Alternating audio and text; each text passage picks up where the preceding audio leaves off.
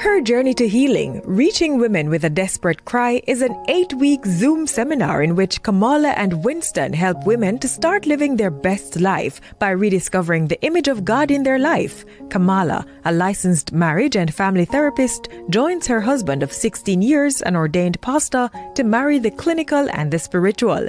You will begin living your best life filled with love, joy, and peace. Register at kwministries.net for this life-changing seminar.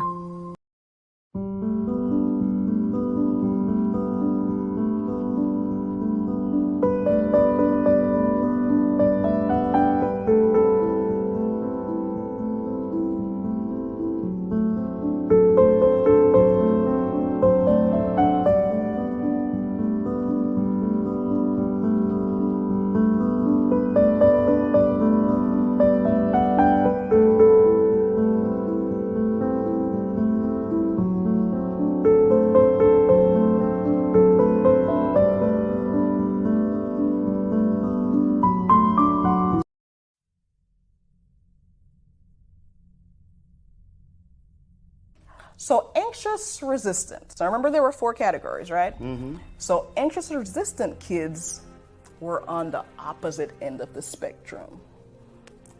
They didn't have a lot of self-confidence.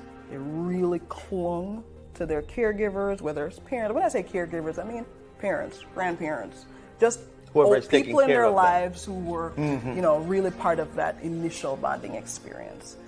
For these kids, they tended to have really exaggerated emotional reactions to stuff, but they also kept the distance from their peers. How did this translate into adulthood? That translated into anxious, preoccupied adults. Mm-hmm. And so they kind of formed less secure bonds with partners and feel really desperate for love and affection.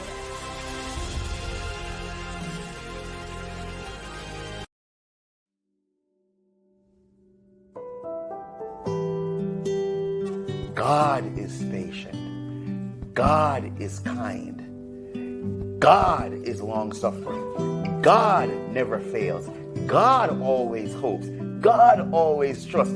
God always perseveres. God doesn't envy. God doesn't boast. God doesn't seek his own, but is always seeking what's best for you. God rejoices in the truth. That's right. God doesn't define love. God demonstrates love.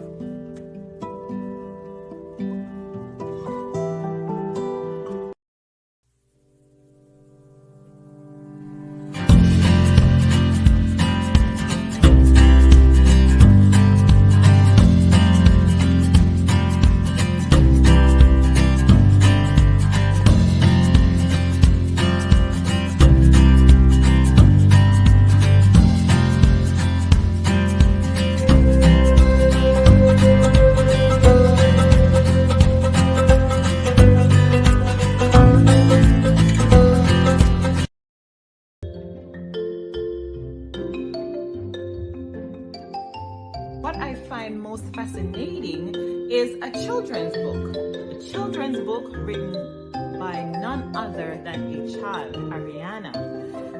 With this book, she talks about her journey to healing, and she wants to reach children with a desperate cry. To me, that is so mind-blowing because, again, as children, we are impacted in ways that we sometimes haven't dreamt of, right? Whether it's, we were muzzled as children, whether we were not hugged, we were not loved, whatever those situations are, and we did not deal with them. And guess what happened? We grew up to adults and we bleed out on the people around us. So if we can address these things as children, OMG, can you imagine what a beautiful world that would be?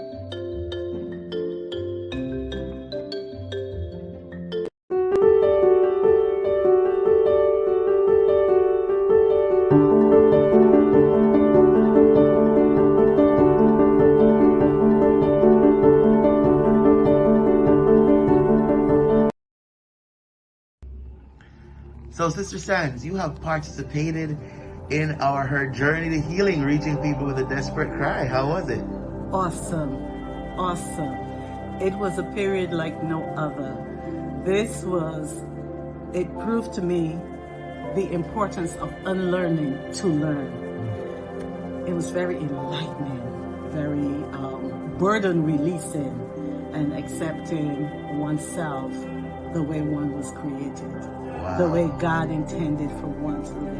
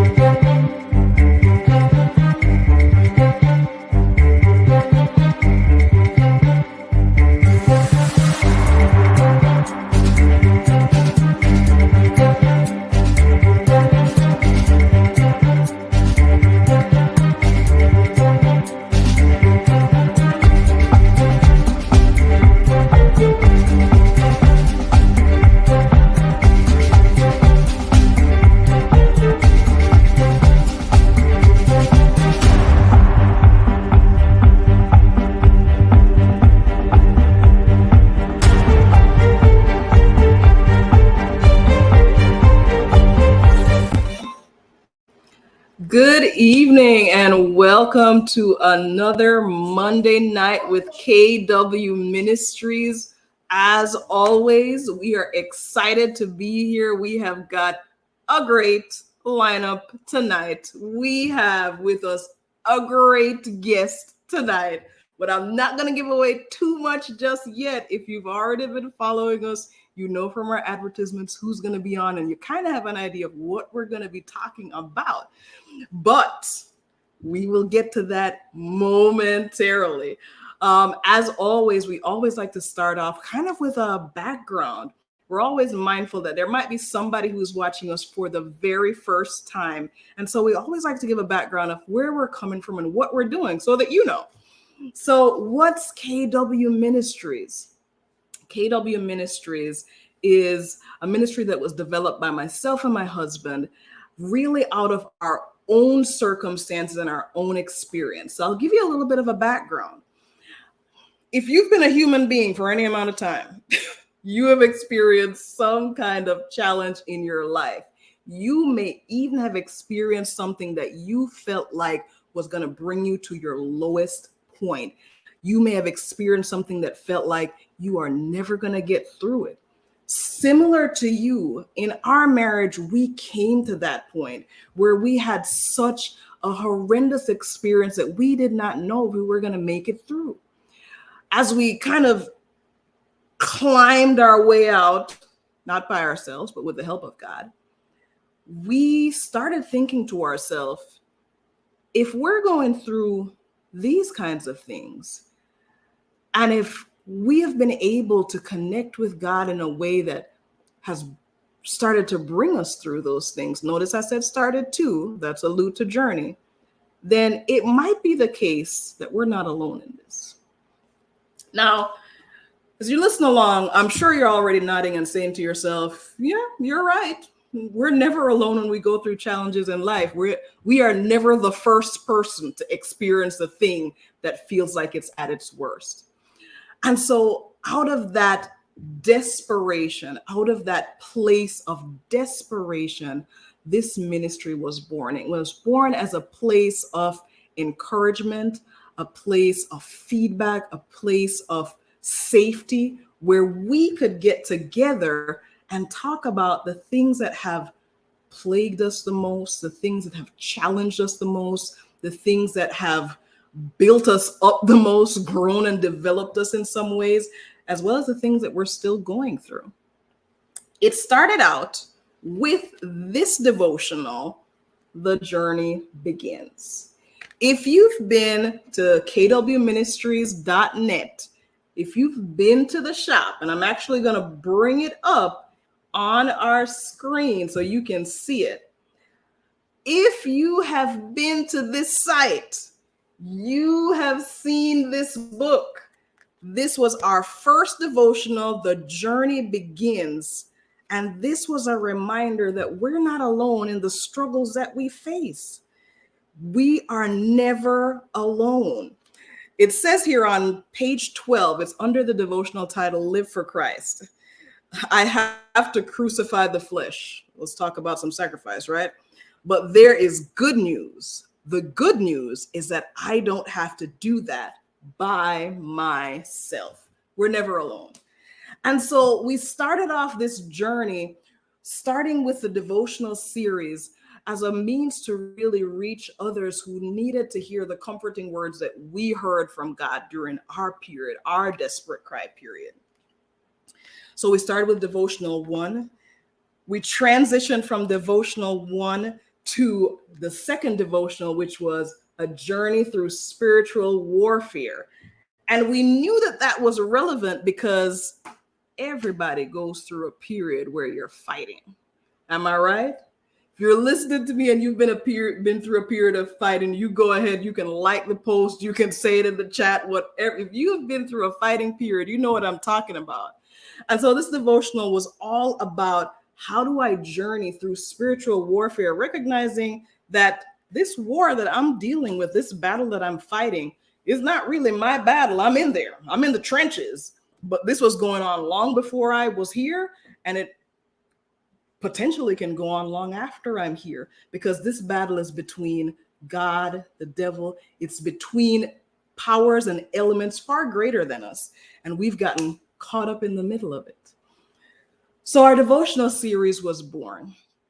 Then we discovered, wow, you know what a really great thing to do would be? How about we engage in conversation with other people about what their desperate cries have been and where their desperate cries have brought them. And so we started Monday Night Live talking with several guests about their own experiences and their own journeys.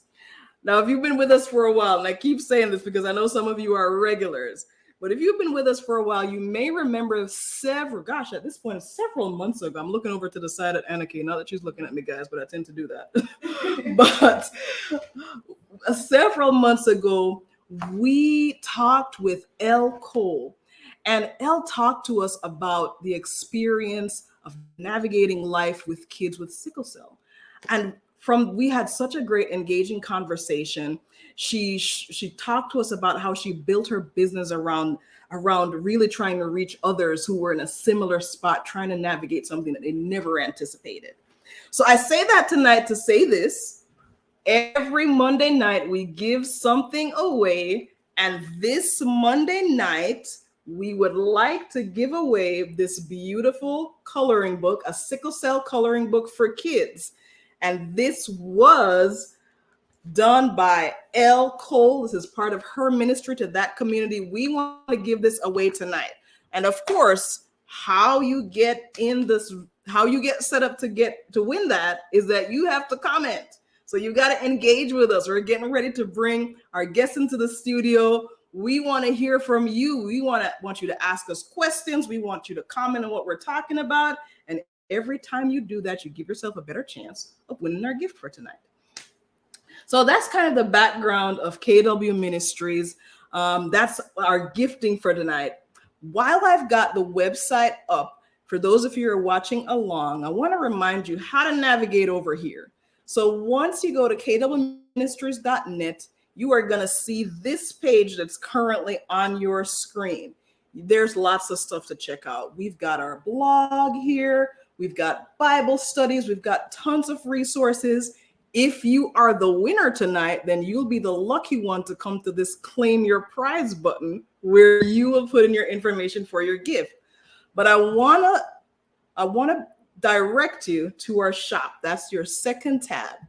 And when you head to our shop, what you will find, and this is coming up on your screen, what you will find is a link to all of the products and services that we offer. So not just our devotional series, we've also have the book that was written by our very own Ariana Taylor, our own daughter. She wrote My Journey to Healing, Reaching Children with a Desperate Cry, which is really a wonderful writing on managing chronic illness, teenage life, and the ups and downs of her experience. And that has been a wonderful way for her to express her journey in a way that not just other kids, but a lot of adults can relate to as well. We've also got on there our 8 coping skills to heal. I'm a little bashful here when I have to talk about my own stuff, but that is our therapeutic workbook. And I really love it. Yes, I love it because I'm a little biased too. I wrote it, but I really love it because it's a really great companion guide. Think of it as a therapist in your pocket. It's really workbook. It's set up as a workbook. So as you're talking through different issues, as you're looking through different issues and ways to cope, it really leads you to ask yourself questions and then shows you how to implement those things in your own life. So do we think it's great? Absolutely. Do we think that everything that we offer to you can be helpful and useful? Yes. And it's not just because it's ours. So thanks for coming, guys. I welcome you back again. Like I said earlier, I am excited this evening because our guest tonight is none other than Dr. Donovan Washington. If you do not know who Dr. Donovan Washington is after tonight, you will. But he is the youth director at the South Atlantic Conference. He has a passion for young people. He has a passion for ministry.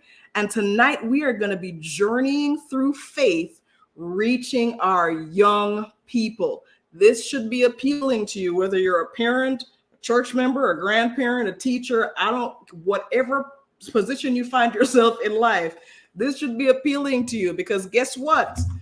Our young people are the future, and we get to determine we get to kind of influence what that future looks like, to its good or to its detriment, based on what we're doing now. So I'm so excited to get into this conversation with Dr. Washington. We are going to bring him on right after this break.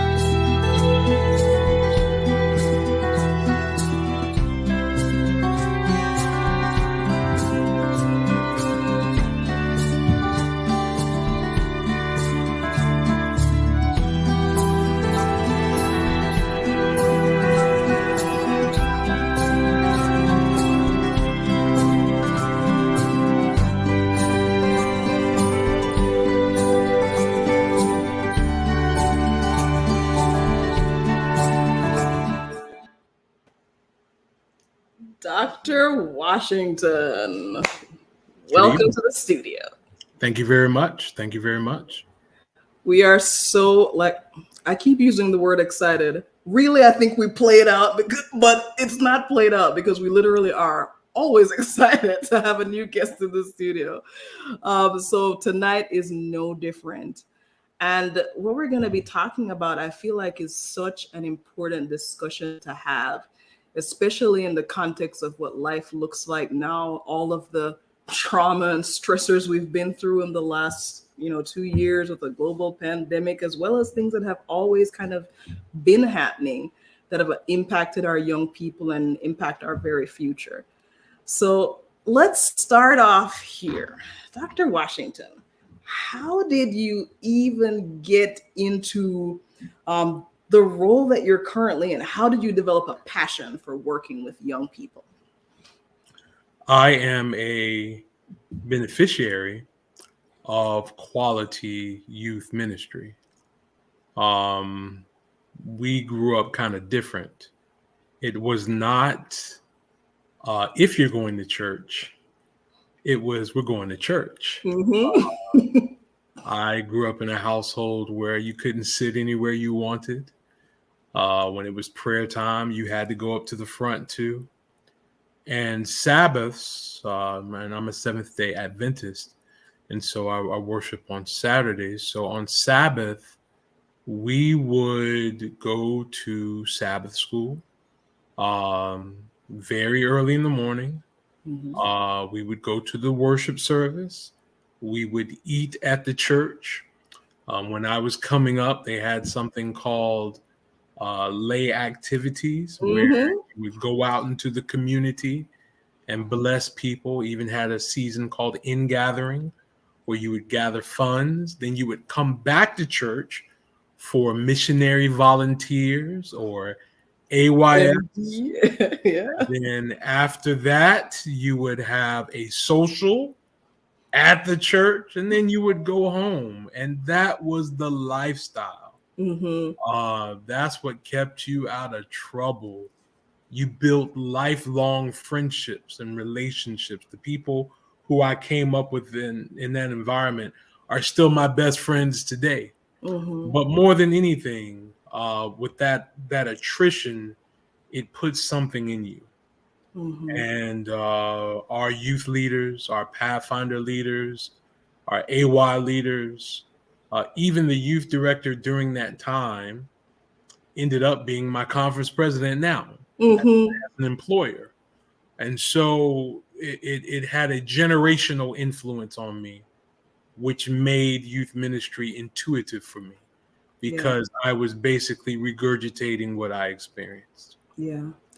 Now you mentioned it puts something in your heart, and we always like to really flesh out those kind of statements because I think we say these things, but gosh, what do you mean when you say it puts something in your heart? I think it's twofold. The first thing, it gave me a keen awareness of boundaries. I knew exactly where the line of good and evil was.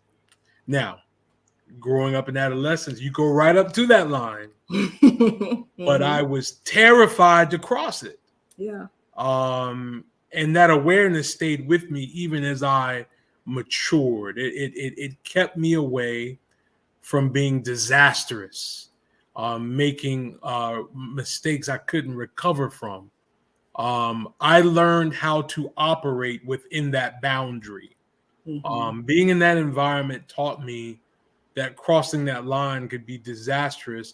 And there is a lot of camaraderie, fun, fellowship in not crossing the line. You don't have to be embarrassed to be the good guy. When we got to Oakwood, a group of us, we called ourselves the good fellas. And it was basically it was basically us saying, no, we're not perfect, but we're not about that street life. We're not about that, that wild life. We took some pride in being the good guys. You know what I mean? And so what was put in me was a keen sense of boundaries. Yeah. And then I think the second thing that was put inside of me is my responsibility to community. I'm not just living for myself. There's people counting on me. There's people pulling for me. There are individuals who are invested in my success. I had to be responsible to my tribe. And so very early on, if somebody got sick, you were at the hospital to see them. If somebody needed something, you had their back. When I was in high school, I got in a terrible fight, and one of my friends wasn't there. And to this day, he laments that he could not be there, to help me and to assist me. So a keen awareness of boundaries, in addition to my responsibility to community. And that includes my heavenly community, that God is watching me, that angels are protecting me, that the heavenly host celebrate me. Having an awareness of that community and my responsibility to it were the things that were put into me and were a great virtue. I love how you talked about that instilling of boundaries, that sense of community. And I imagine that really continues even to this day to shape who you are and how you operate and how you work with young people now. I can't help, though, but to be a little bit of a devil's advocate here. Bear with me. Right. Now, some people would say, or some people have said, or they may even be people who are watching who say, yeah, that sounds like it was a really great experience growing up. It sounds like there were some really good safeguards in place and things that made that a meaningful experience for you. Right. But some people have talked about having the opposite experience, where they grew up in kind of those somewhat same kind of structures, but their experience of it was different. What would you say to that person today who maybe their perspective of that time in their life is a little bit different from yours? What would you say to them if they didn't feel it was as great as the experience that you're alluding to? Well, I'll push back a little bit. I think you're making an assumption that I said it was great. Okay. Let's hear it. Yeah, I never said the experience was always great. Hindsight is always nostalgic. Yeah, it was beneficial. I was developed, but no, it was always great. There were times it was downright oppressive and restricting. Yeah. I would also say to the individual who didn't have the good experience in my studies, I have discovered that the primary reason that people are no longer affiliated with church or their church roots is that they drifted away. There has to be some culpability at the lens at what you look at your experience. The church is a very easy scapegoat. Very easy. It's low-hanging fruit. It's very easy to say that these people were hypocrites. These people were imperfect. These people hurt me. And so therefore, that is the reason why I made poor choices. That's the reason why I have an affinity to things that hurt me, et cetera, et cetera. When in reality, you have to take a deep breath and say, well, maybe it was me, or I did not want this, or I didn't handle correction or discipline well. I have a very, very good friend who went on this 6-month crusade on the church financial system. And we have a really good relationship. She's a really nice person. And when you're close to somebody, you can tell them the truth. And I said, you know what is stunning to me, you rail against people giving money to the church, but you had no problem giving Beyonce $2,000 for floor tickets for the On the Run tour. And she cares nothing for you. This is an entity that paid your grandmother's bills, that kept y'all from getting in the street, that helped you while you were in college. And Beyonce's done nothing. And you basically mortgage your month or part of your salary, to give her money. It's all about choices and perspective. I dare not say people have not been hurt. I dare not say that mistakes have not been made by churches to push people away, to treat them unfairly. That would be terrible for me to say something like that, because church hurt is a very real thing. One thing I think we undersell and don't talk about is some people like the streets. Some people like some people like to have a good time, and those two perspectives are going to clash with how you see the process of the church experience. Did I have good times? Absolutely. Yeah. But there were times I was refined. Yeah. And now as a middle-aged man, I can look back on it with affinity. But while you're going through it, no, it wasn't this pleasant thing. I wanted to sit with my friends or use the bathroom when I wanted to, and I couldn't do that all the time, And now as a grown man, and as I try to implement so many things with my children, I could adjust it. I think I'm more understanding and more patient and less brutal. But I do see the value in what I got. So that would be my response to that. I love that response. Here's why. I think it's so important as we have this discussion about this journey through faith and reaching young people that, and I don't know if you're on the same page with me on this, but I think one of the things that has been a barrier to us sometimes in the past, not always, is that we've not been able to be as vulnerable about our own experiences and how we navigated them, so that we can have these relational conversations with young people so that they can also know, hey, I may not be going through the same exact experience that you're having, but I've been through my own, and here's how I did it. And here's how I want to give back to you in a way that's authentic. It's in a way that's genuine, in a way that people know that they're truly cared for. And it's not just coming from a place of you should do X, Y, Z. Right. So I really appreciate your answer. Right. So you've navigated this for yourself, right, and you're in ministry, have been in ministry successfully for many years. And you're at this point of, now I'm specifically in this arena of guiding, developing, and reaching young people. Tell us about how that experience has been so far. It's been a joy. I've been at this for 6 years now. I've been in ministry over 22 years. And serving young people has been a joy. Now, I feel no pressure to be like young people. I don't talk like them. Mm-hmm. I don't dress like them. I don't use the vernacular. You use the phrase authentic experience. Mm-hmm. Authenticity is a key to all of this. And we need to stop it with thinking young people are these special aliens that need these innovative programs to bring them to Jesus. I think there are three main things that young people care about. Do you authentically care about me? Mm-hmm. Do you believe yourself what you're teaching me? Mm-hmm. And when I'm in trouble, can I come to you? Mm.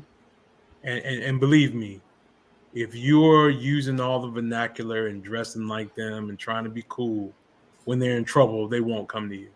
Yeah. They will not. They'll see right through it. Mm-hmm. And they'll laugh with you. They'll be entertained by you. They'll take all your money and all your snacks. But when they're in real trouble, they won't come to you. Yeah. Because young people can sniff out authenticity, and if you care, in a minute, it doesn't take much. Part of the resistance to young people that had to modern religion is that they don't feel as if they are truly cared for. Mm-hmm. Do you like me? Mm-hmm. I was the type of person when I dated that for me to be with you, you gotta like me. Okay, like really like me. You know what I mean? Like you gotta think I'm the best thing ever. Yeah. I mean, you got to, even in marriage. I tell my wife that all the time. Like I should never ever feel in competition with anybody else. Mm-hmm. I should feel like Brad Pitt. I should feel like Denzel Washington. You know what I mean? I know you love me. I know we built a life together and all this other stuff, but I need you to like me. I need you to giggle when I come around every now and then. And with young people, if when you, from the moment you meet them, I have found if the next time you see them, you call their name, something goes off in their brain. They like that. Yeah. If the next time you see it and they say, you remember my name, that means something. And it starts a cascade of intentionality in order to build that foundation. So much so where you can be hard and they won't take it personal. You can say, you're messing up. You disappointed me. And they won't take it personal, because they know you care. They know you care. You'll have seasoned parents who will call you and say they won't talk to me, but they'll talk to you. They'll talk to you. Can you help me with this? Yeah. Can you tell them they can't go? And I'm like, now that's the worst thing you can do is be the hero. Say, no, I can show you what you can say or show you what you can do, but I can't raise your kids for you. But what they're yearning for is that authenticity. And you can even build it with your kids. Yeah. If you're, for any parent out there, if you want to have that successful connection with your kids, listen, with my kids, I can discipline them one moment in very assertive ways. And 10 minutes later, we're laughing and talking. And because they know he's not trying to hurt me. I was dead wrong. This guy will run through a wall for me, but he's just trying to correct me. And that's where the balance comes in. Awesome. You got a resounding "that's true" from Glorianne as you were discussing that.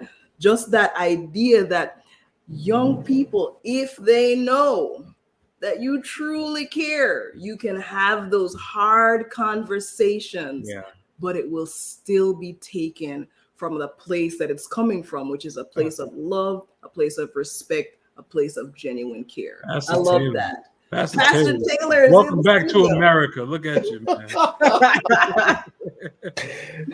How are you doing, Doc? I'm doing well, man. How you doing? Good, man? Good. I know she has been treating you well. I'm late to the conversation, so I'm going to jump in because I have some burning questions that I want to get in here that I want for us to talk about. Jump But I'm right gonna.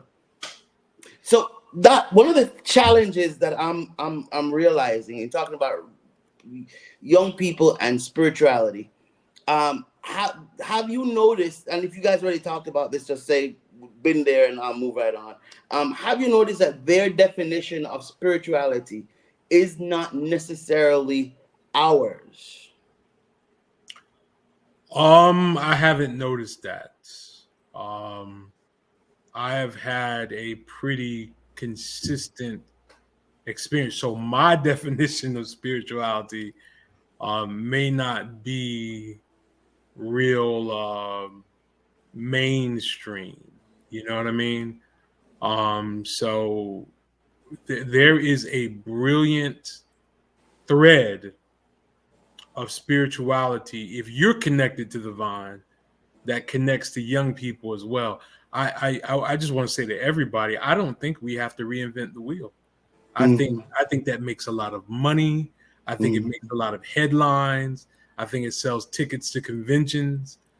But true, authentic biblical spirituality is generationally consistent. I believe that.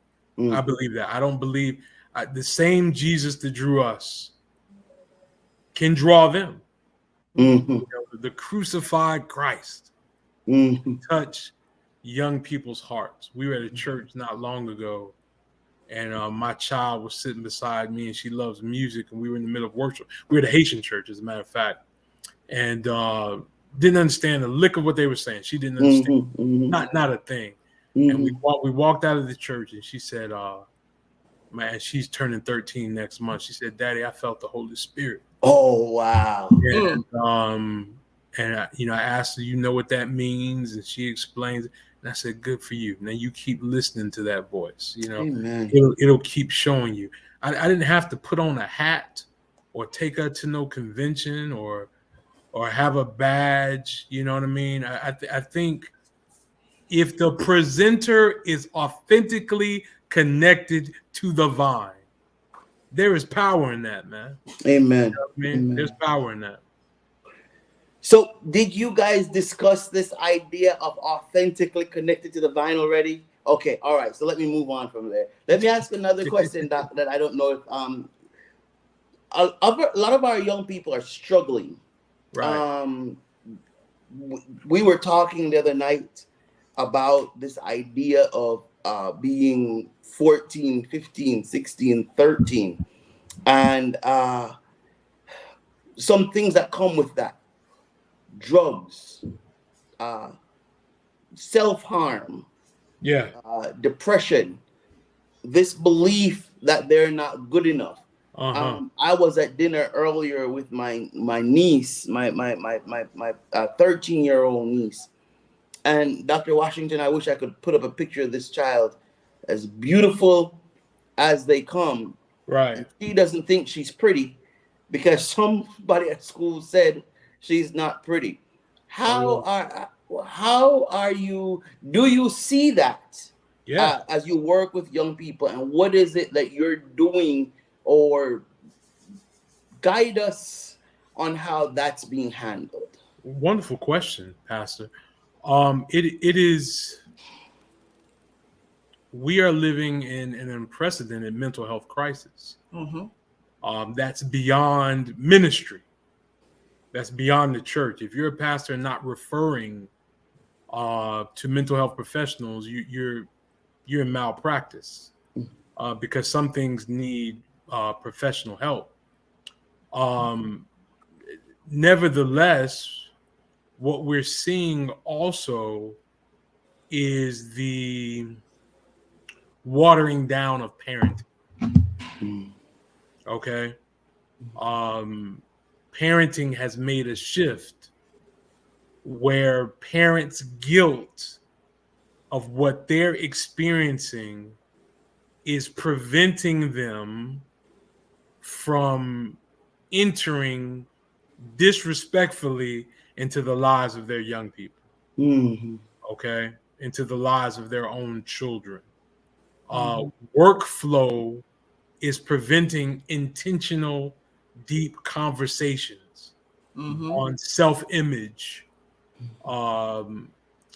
affirmation, and is being replaced by frustration, which creates self-fulfilling prophecies about who these children could be. One of the most devastating things you can say to a child is you're going to be just like your delinquent daddy or your delinquent mommy. That's a self-fulfilling prophecy. Yeah.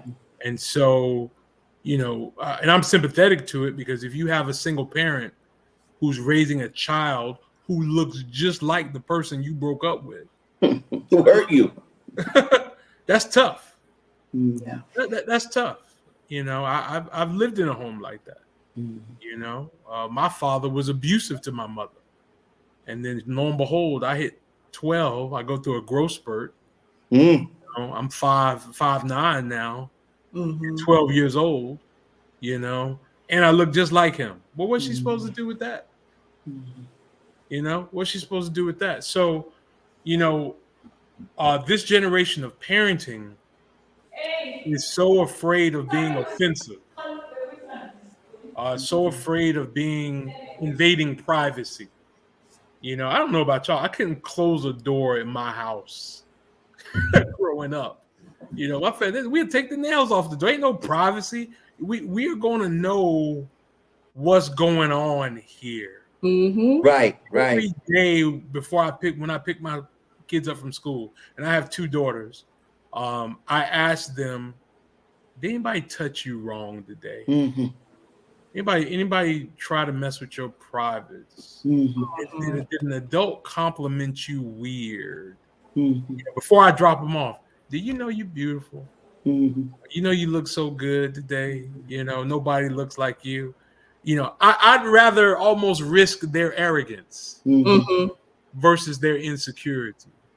You know what I mean? Yeah. And so we blame the church, we blame education, but parents have abducted a whole lot of responsibility. They've really let go of the reins. I don't think we should be overbearing and abusive as some of our parents were.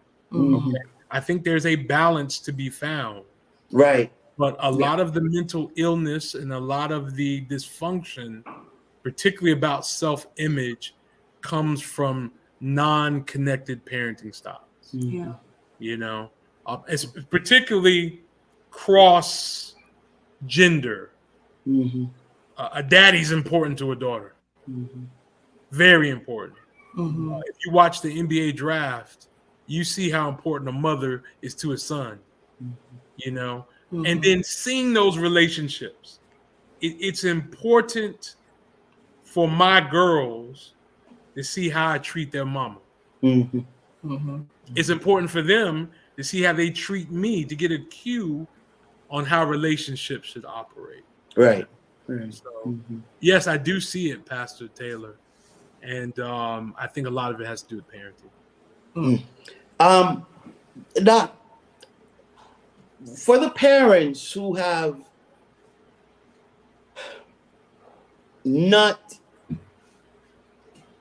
gotten as close as you have to their children from a young age, right? Because it's challenging for any parent, or would you agree with me that it's challenging for a dad or even a mom who has not gotten close to their child from a young age to, at a 13-year-old, to then be approaching them to ask them those intimate questions that you just talked about? What guidance is there for that parent who just wants to get into the game? Their child is right. You with me? Right. I think it starts with humility. Yeah. A parent, hold on, Doc. Oh yeah. A parent being humble to a child. Oh yeah. Oh Bring yeah. it, Doc. Bring it. I'm here for all of it. Mea culpas. It is therapeutic for a parent to say to a child, I haven't been what I'm supposed to be. I should have been there. I treated you wrong. I passed on generational curses. Yes. My mama hurt me. I'm hurting you. Yes. And you're not gonna be able to forgive that, but I'm here. You know what I mean? Yes. Starting with that kind of humility gets a door open that bravado won't. Yeah. That saying, I'm your mama, I'm your daddy, you got to listen to me. That's not going to get you anywhere. That's not going to get you anywhere. So that type of bravado has to go. Another thing, along with that humility, good parenting can't be concerned about reciprocity. If you get bent out of shape, that your child does not give you what you're giving them, you got the relationship kind of bent. That's not your boyfriend or your husband. Your child. Their frontal lobe doesn't expand till they're 25 years old. They can't even rent a car till they're 25 years old. Now, when they're 26, they're gonna come back and say to you, "Thank you for whooping my behind." They're gonna say, "Thank you for all the things you kept me in line," because they get it now. That's why most people get married between 25 and 28, because their frontal lobe is expanded. It's closed now. You can reason better. You've matured, but no child is going to reciprocate. No 12-year-old is going to come to you, mom, and say, "For the 9 months you carried me." No, I appreciate that, but there are a lot of parents who say, "I need that reciprocity to be good to my kids." No. You know what I'm saying? They got to show some appreciation and some thanks. No, they didn't ask to be here, and they can't even do that. So if you're not humble and you're only concerned about reciprocity, even if you miss the window, you're not going to make any inroads with older kids. You know what I'm saying? You have to take some stuff. Yeah. They're going to be disrespectful. They're going to be kind of shut off, have the headphones on, want to be in their room behind closed doors, all the time. My sister passed away a few years ago, and her children have a callus from that. My niece and nephews, they are guarded. They're not conversational. Watch this. They don't respond to positive things in a way you expect.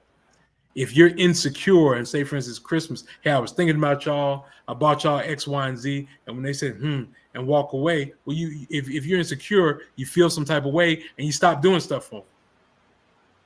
But you got to keep coming. Yeah. You got to keep calling. When you call them on the phone, they ain't got nothing to say, you say, "Hey, I know I'm here." And guess what? When they're 30, they're like, "You never gave up on me." Yeah. You worked with me. You're not going to get anything out of the deal now. Parent who's trying to reach a child, you're not going to get anything out of it. And it's the same thing with youth ministry. If you think all of these people are going to sing your praises, parents are going to appreciate you, and kids are going to act like they could care less what you're talking about. You didn't get through, and guess what? And I've already experienced it. They'll get grown and graduate from Oakwood, and you'll get a phone call, and they'll say, "Yeah, you remember in 2007 you preached on this. That thing really got me through." And you're like, "Whoa, you remember that?" They never forgot it. Yeah. Winston, I am 19 at Oakwood. I can quote you 5 weeks in a row what John Nixon Sr. preached on. Tetelestai, the real Superman, sexual healing. It was that authentic. You know what I'm saying? I probably can't tell you 5 of my professors, but I remember that. Because young people are drawn to that authenticity. You alluded to, you've said so much. Yes. This idea, it's not an idea, really, a practice of humility. That really struck me because what I heard on the other side of that was that what people hear there is, "I have value." And you started by talking about just a little bit earlier about that young person who it's so important the next time you see them, you remember their name. You remember to have those connections. And then as you were talking about your own family and your niece and nephew, and talking about, even if you barely get a thank you or a The fact that you remain consistent, regardless of what the response is where young people, where even we in our own lives have experienced other people as being, yeah, that person really does value me. That person really does see me as important. That person really cares. And I know 10 years from now, 15 years from now, when I see that person again, those are the things that are going to stand out to me. Those are the things that I'm going to come it's stunning how many people don't read the room.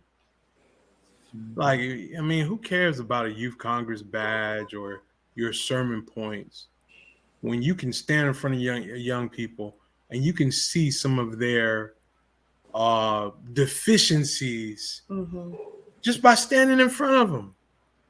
You know, if they're not making eye contact, if they always sit in the back, if they're insecure about what they wear or what they smell, forget your program, forget the agenda.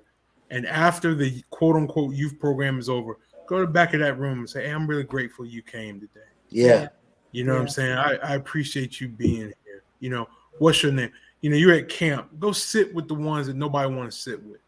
You know what I'm saying? Hey, you're really making a difference. You got a lot of talent. If they don't sing or sound as good and they got up to the front, you know, let them know, hey, I appreciate you doing this.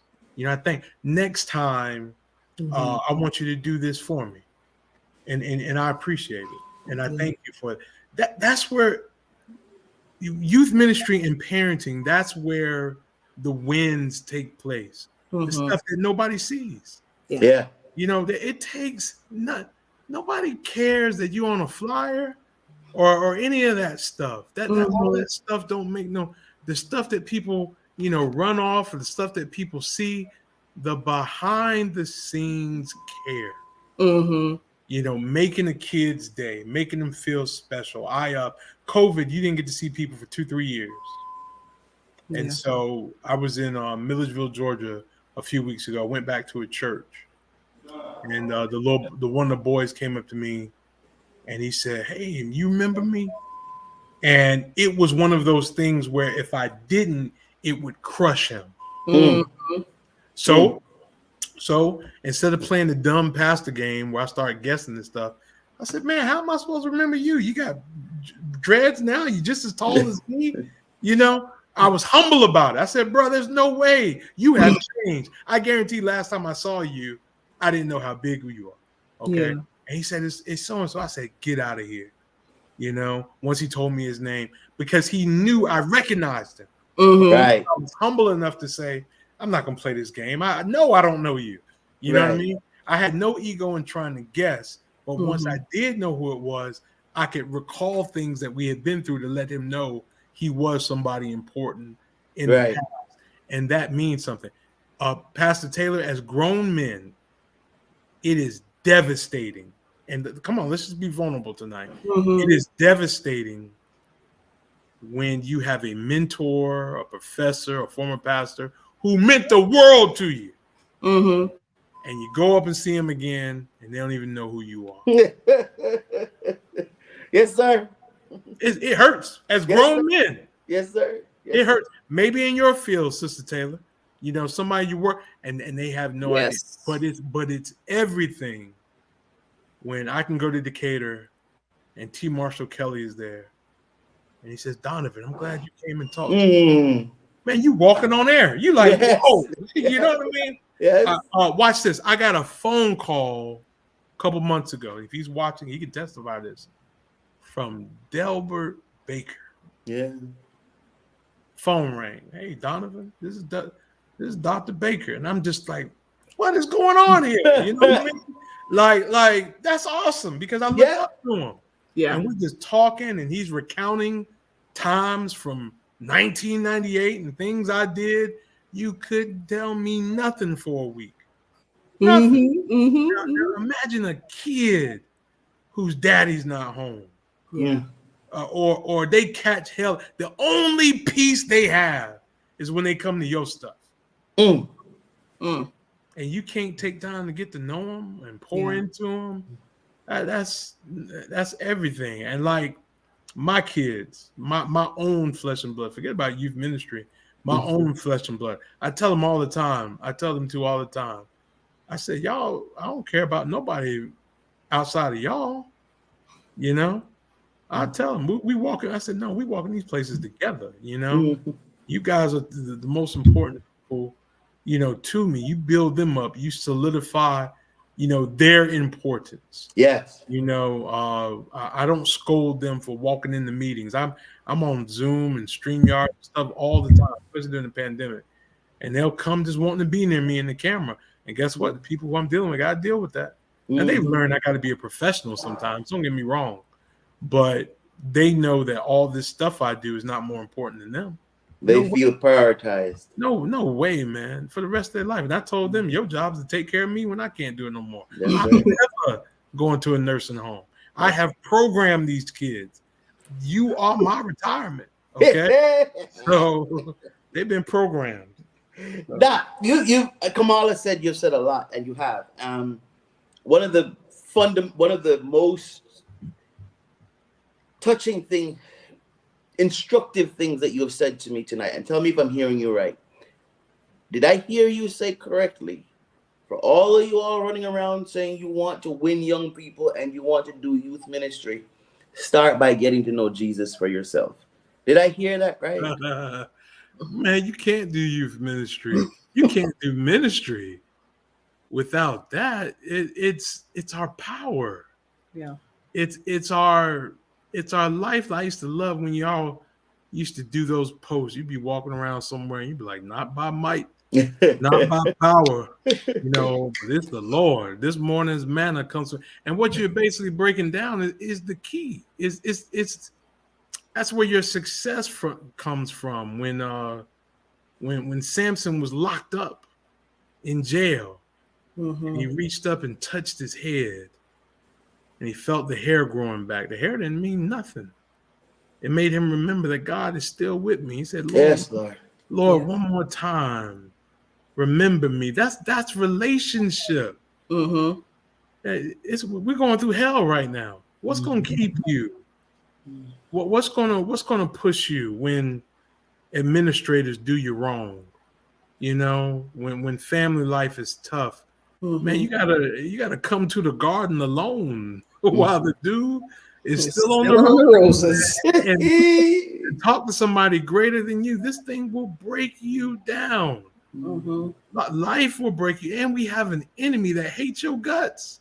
The things that y'all have been through, Winston. It's not coincidence. It's not an accident. The devil hates your guts, man, because you have the ability to change people's lives.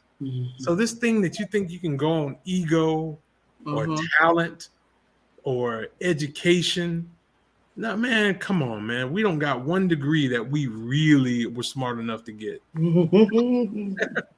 One certification that we were really smart enough to get. It was the Lord.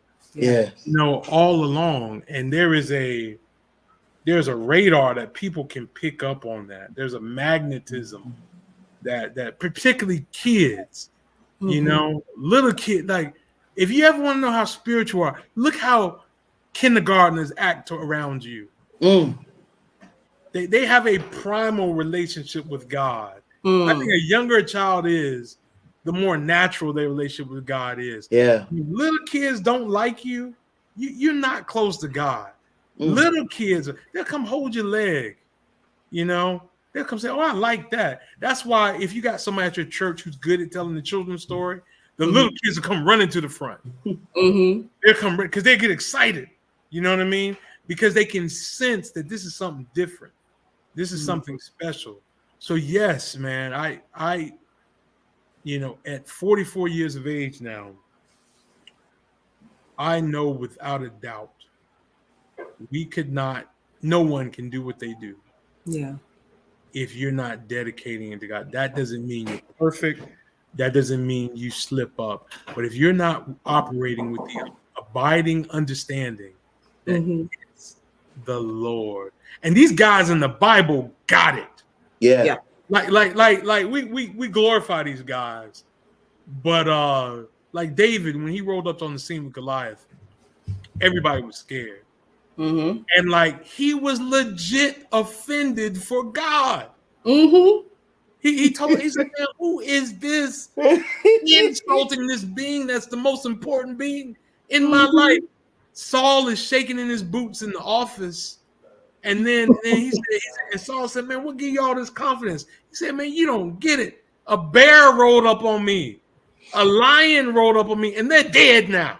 Mm-hmm. And that was God. He didn't say I was nice. You know, he was just like, yo, this was God. And the same thing can happen to this guy. That's the confidence we have when God is on your side. Man, I come from nothing, bro. Hear me closely. My dad is locked up right now. I don't have no daddy in the ministry, no uncle in the ministry.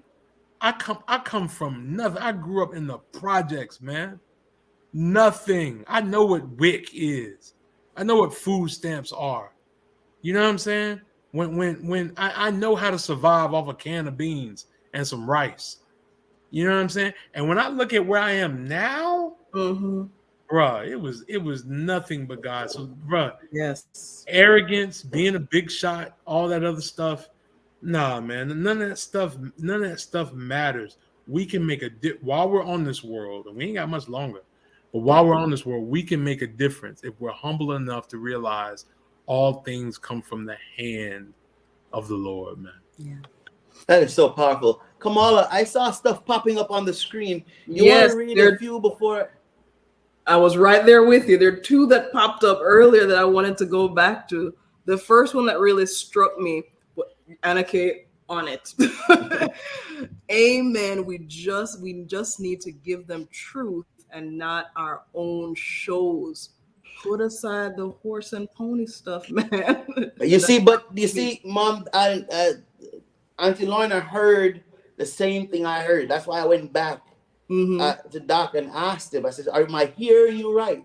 That you're saying what I need is my own authentic relationship with Jesus. Yes. And once I have my own authentic relationship with Jesus, I can start with my daughter, my 13-year-old. My 14-year-old is sitting right beside me. We have an 8-year-old. We have a 4-year-old. We start there and demonstrate that authentic relationship to Jesus. Hey, Winston, I got a 12-year-old and an 8-year-old, and they're both about to get baptized. Amen. I'm not using no picture book, no newfangled stuff. I said, what y'all want to study? Them jokers said Revelation. Hey. And the book we're using is Studying Together. Mark Finley. Yeah. All right, little black book. And they eat it up. I mean, I can't get through the study because they're asking questions. They're like, man, okay, I never knew that. That makes sense. Daddy, what's a covering chair? What that mean? You know, they want to know. I'm not the most righteous dude. My kids aren't perfect kids. But they have a mother. But listen, I wouldn't even say that. I'll say this, Winston. I'll say this. The cross still works. Yes, Lord. Amen. It still draws. Yes, Lord. Okay, you can keep all this newfangled stuff. Now, don't get me wrong. God gives us skills, right, to be creative. He gives us abilities to be persuasive. You know, but let's not act like kids can't feel the power in the blood too, man. Yes, you know, they sense it, particularly when it's evident in your life. This is powerful. They're writing me, telling me it's time to wrap up, Doc. I was late. Admittedly, I was late. So I could keep going and going. Dr. Washington, I just want to say thank you so very much. I apologize that I missed the. Man, don't tell people all your business. I get it. I don't care. That's your business. You're supposed to come on and pretend like nobody knew all this. You know what I mean? I know, right? Don't tell nobody. You're good, man. You're always good. Thank you so much. We're very, very, very, very grateful. My prayer is, and I'm sure Kamala said this at the start, is our hope is that something would be said here that would transform some person's life. And for me, the loudest thing on Friday night we do some late night studies Doc, for just a half an hour. There's a small group of us, and every night we leave with takeaways, Doc. And my big takeaway, Kamala, from this: if you want to go reach young people, go reach Jesus first. Go be authentic. Go get to know Him for yourself. It's been prophesied. Your young men and women are gonna see visions. Yes, Lord. Dream dreams. Yes. We can't lose, Taylor family.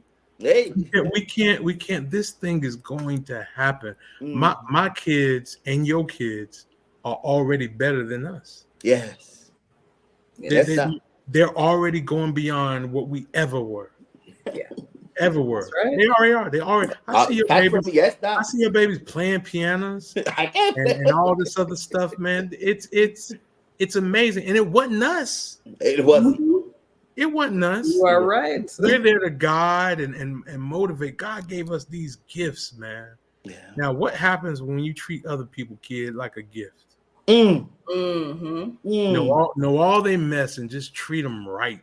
Yes, sir. Yeah. You know what I'm saying? I'm not intimidated by your mistake. You know what I'm saying? You're a blessing. You got a future. Yeah. You know, it goes a long way, man. I don't think this conversation is over either. No, it's not. I know you're busy, but I know we got to do it again. Thank you all so much for joining us. Where's the camera? I can't find my camera. Well, come on, wrap up for us. Thank you guys for joining us. Gosh, just like this has been such an amazing conversation. So much insight, so much growth for ourselves individually, and hopefully for you guys who are watching. We thank you again, Dr. Washington, for stopping in with us and just being you, giving us you. Yeah. And I think what we're walking away from this, and I think all of our viewers are walking away from this as well, with this idea of humility, authenticity, relationship with God. Yeah. Yes. Yeah. Yes. All right. We, of course, last things to wrap up, we have got a gift winner tonight that we are going to spin our wheel as it is right now. We had a couple of comments popping up, so we are going to spin that wheel now. As a reminder, while Anna Kay is doing that, our gift tonight is Sickle Cell Coloring Book. This is by L. Cole, who was with us just a couple of months ago with Cleverly Changing. All right, Anna Kay. Who is our winner tonight? Drum roll, please. Glorian, tonight's your night. You have won. How you want to claim your gift? Remember, I showed you earlier. Go to the website, kwministries.net. Claim your prize. Fill that out, and we will send you your gift in the mail. Right there on the bottom of your screen, claim your prize, www.kwministries.net/claim your prize. Glorian, tonight is your night. Guys, thank you so much for joining us. Everyone have a great night. Join us next week, same time, same place for Monday Nights with KW. Couldn't get my words out, guys. See you next Monday. Thanks for that, Dr. Washington. I'm great.